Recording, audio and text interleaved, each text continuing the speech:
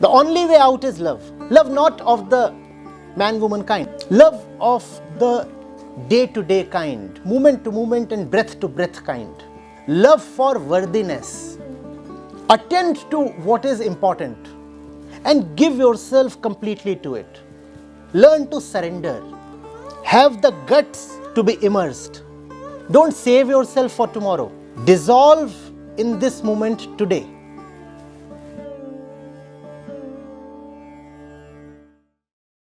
Hi sir, good evening. Yes. So if things do not go my way or at the slightest inconvenience, I tend to panic. So how do I handle the situation or reduce my panic rate?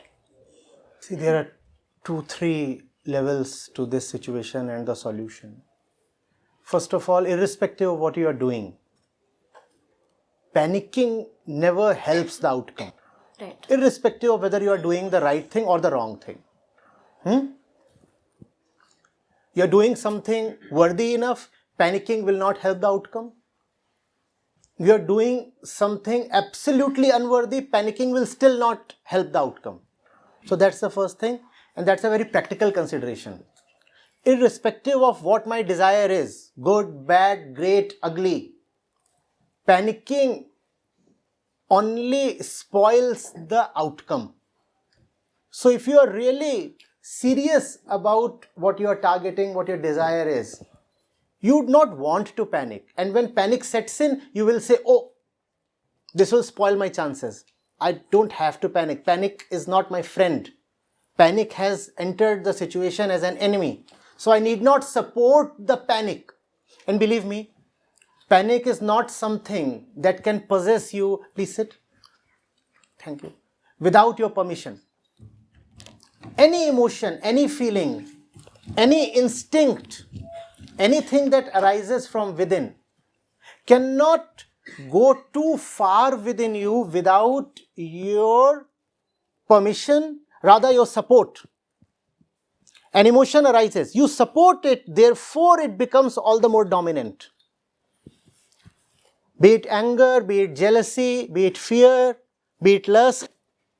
And the same thing applies to panic. The origin of panic might be purely biological. But the development of panic is something that you choose to happen. Don't choose to support panic. Panic will not get on top of you. Getting it? And that's a practical thing. Panic is not useful, therefore I am not supporting panic. That's the response at one level. Now further, you have to see whether anything that you are doing is so damn important that it can define your existence itself. Panic is often a result of undue importance and undue seriousness that you attach to a situation. Let me ask you a few questions. Think of all the things you have been very serious about in your lives so far. You remember class 8th final exam? Remember how serious some of you were? How many of you were very serious that day or on those days? So many of you. Now the boards, class 10th. How many of you sweated and felt anxious and the lot? Now, how do you feel when you look back at all that anxiety?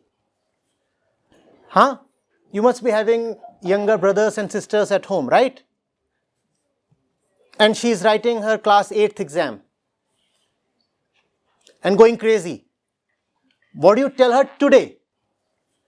As elder siblings, what do you tell her today? Oh, kuch nahi hai. Right? Right?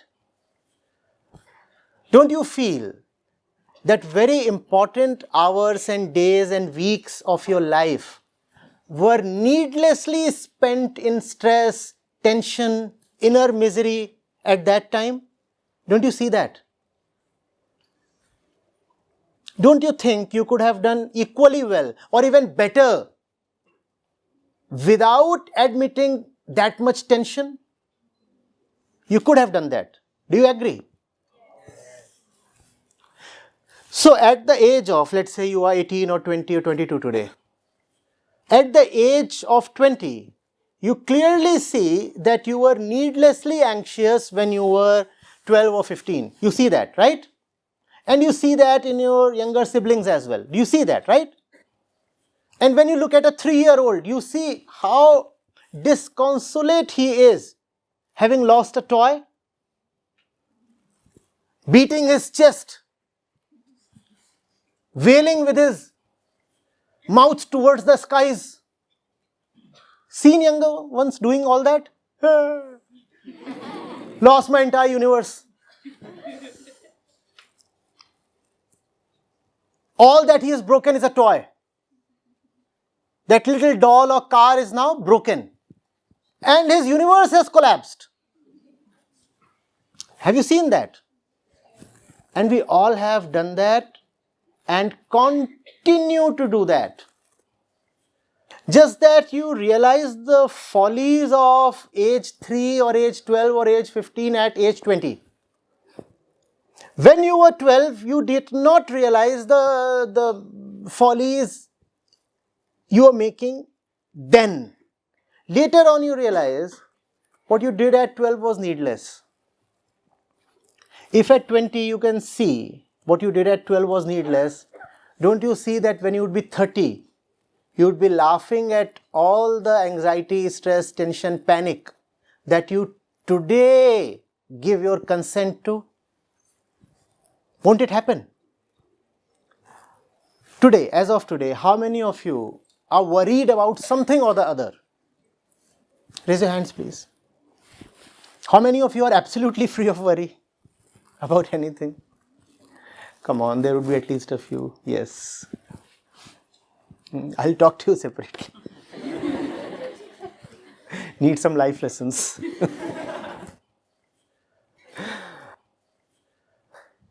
So we are worried. And the same kind of worry can snowball into panic when the moment comes, right? These same worries, how would you look at them 5 years from today?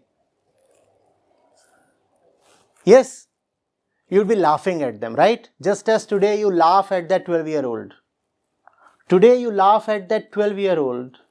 Tomorrow you'll be laughing at this 20-year-old. Am I right? Or have you attained enlightenment at 20? Absolute perfection? No, you are not perfect. Nobody is. At least I am not. So when you would be 30, you would be saying how stupid I was to worry about needless things at age 20. Would you say that? But even if you realize that when you are 30, your 20th year that you have lost won't return to your life, or would it? Will you be able to set the clock, rather the calendar back? Would you be able to do that? So the 20th year is gone. Then the 21st year is gone. And then the 30th year is gone, repenting that you wasted the 20th year. Look at old people. The frustration of a life lost is writ large in their face, on their wrinkles.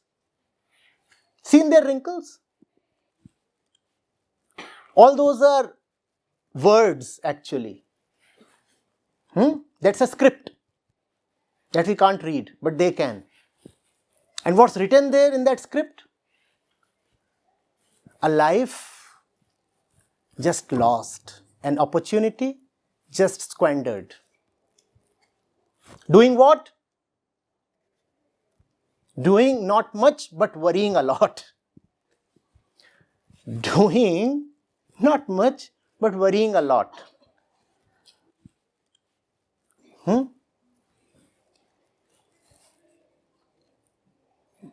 We are worried mostly about inconsequential stuff. But sir, what happens when you choose something consequential and really important to do? Would you not be doubly worried then? No. On the contrary, when you choose something really important to do, you do not have time to worry. If you have time and space to worry, that only tells that you have chosen something worthless. The real target, the real job, the real action will absorb you so much that you will be left with no space to worry. A Western thinker said, action is the antidote to despair. And the topmost Indian philosophy from the Bhagavad Gita says that the yukta person, the undivided person, is the one for whom future has ended. In what sense has the future ended? The fellow is so immersed in what he is doing that he has stopped caring for the results in future. What I am doing, what's at my hand, is so beautiful and so important, so lovable, that I have no time to bother about the results. And think of it. It's a question you have to answer. Can you be stressed out or panicky if you are not thinking about the results? What stresses you out? The action or the concern for the result? Think of it. Again think of it. And repeat to yourself. It is not the action that is troublesome. It is the concern for the result that troubles you. And you will not be concerned about the result if you have taken up something very beautiful and meaningful. That's counterintuitive. Usually we think that if we are doing something very important, we'll be even more bothered about the results, right? That's the way you think? No, that's not what the knowers have told us. They have told us something very different. They have said, if you really love doing something, you will be so absorbed in it that the result will become inconsequential. Love, and let your action be in love. And then you will give two hoots to what happens next. Now, where is the space to panic? Where is the space to panic? Panic itself is an indicator that you are bothered about tomorrow. Let tomorrow die. Let tomorrow be finished for you. All I know of is this moment and the beauty it has. Learn to live. Learn to love beauty. Otherwise, there is only despair. And mental issues have somehow become epidemic in this generation. It's a new thing. It has never happened before in history. You people are especially blessed in many ways. You are recipients of the thousands of years of progress of human technology, knowledge, economy. All the progress that mankind has made over its history has come to you. You have inherited that. So you are blessed. Equally, you are very unfortunate. The kind of mental pressure you chaps are facing is unprecedented. The anxiety levels in youngsters are just too scary. And I'm not talking of impressions, I'm talking of statistics. Are you getting it? The only way out is love. Love not of the man-woman kind. Obviously, we're not talking of that. Love of the day-to-day kind, moment-to-moment and breath-to-breath kind. Why must you choose to do something that's not worthy enough? Love for worthiness.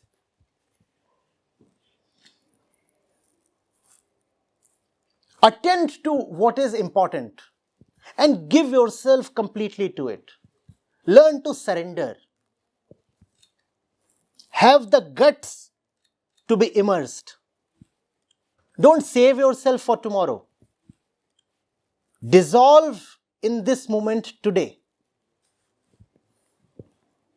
Don't do something just because it will fetch you good results and dividends. Do something just because it is great doing it.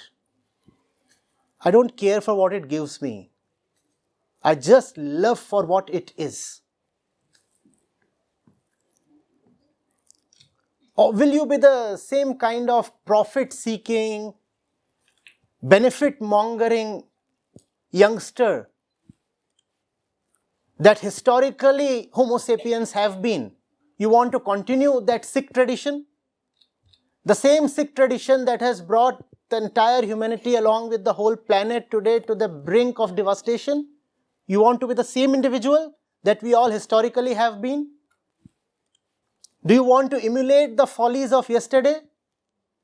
Do you want to, or do you want to break away and break free? Remember, we do not have too many great examples to follow. You have been handed over a planet that's already 1.5 degrees centigrade warmer than the normal. And the summers this time, not too far away, just a few months, 3-4 months you will see, will be unbearable. The moderating effect of the La Nina is no more there. We'll have stuff in Delhi, Mumbai, all over India that is beyond survivability. It will become difficult to even walk on roads. That's the kind of planet you have been given. So surely our predecessors have not given us too many glorious examples to follow. Which means you have to write a new story, a new script. Are you getting it? They have told you that you should work only for profit. The moment you say you're doing something, they'll ask, इसमें से मिल क्या रहा है? Right? What do you get out of it? That's been the flow of history. Now is the time to say, I don't care for what I get out of it. I care for what? What? It. What? It. Come on, please. I care for what? It is. And the best thing I can get out of it is absorption, immersion, dissolution. I want to be so totally in it that the mind comes to a standstill. Thought stops, worries stop, the clock stops. I just want to stand dissolved. Only that can take care of mental troubles. That's the healing that the mind is desperately seeking. Are we together, or am I just too fast or too distant? Are we together? Yes. Is it getting heavy, dull, boring? No. We need to crack some jokes? Yes. This was the first one, by the way.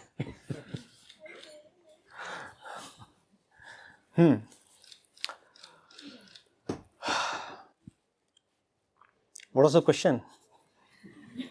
Whose was the question? Pen, right. See, that's what. I stop keeping time when I speak. I just stop keeping time. Is that an answer? Do you see the answer hidden in this? That's the way to not to worry, not to panic, not to care, to keep all concerns aside. Life will eat you up if you give it too much seriousness. Do what is right.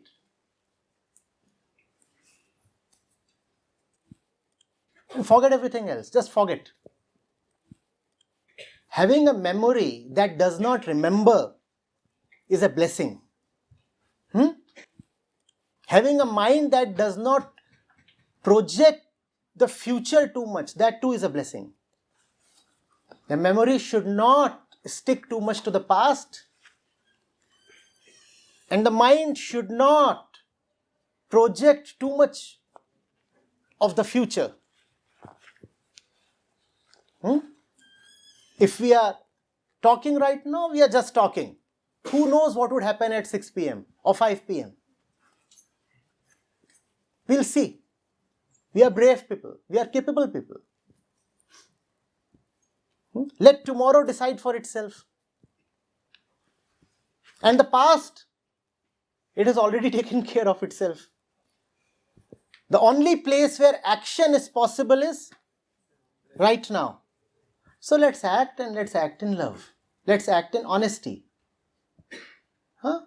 Not in helplessness, not in inner deception, self-deception. Courageously. Yeah. Next one, please.